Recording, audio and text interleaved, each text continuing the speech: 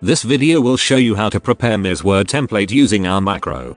Let's download the macro from the documentation site. Then, open it. Allow editing.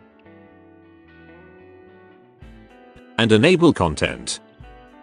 After that, you will see a new tab called DocProcessor. To add a new placeholder to the document, you just need to set the cursor to the needed position. Then click to create placeholder button. And specify the name of the field that will come from the dataset. Pay attention. That placeholder name should be the same with Excel's column name.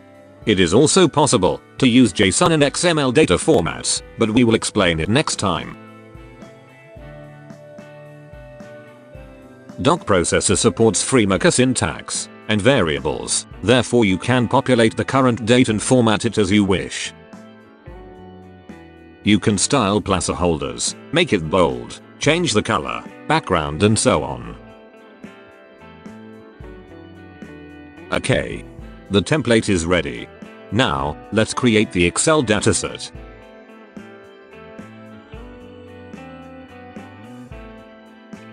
As I already told, the headers of columns should be the same with names of placeholders that's specified in the template.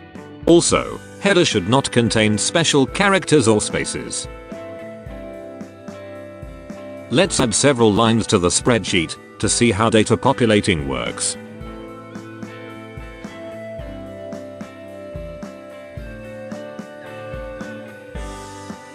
After all the preparations, we have to upload a template into the DocProcessor.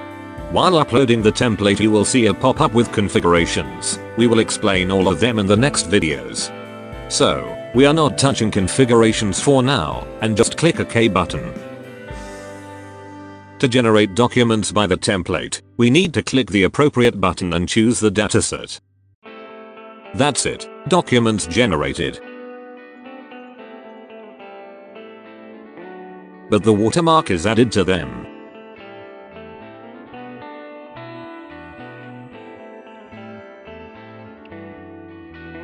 To get rid of watermark we need to activate template.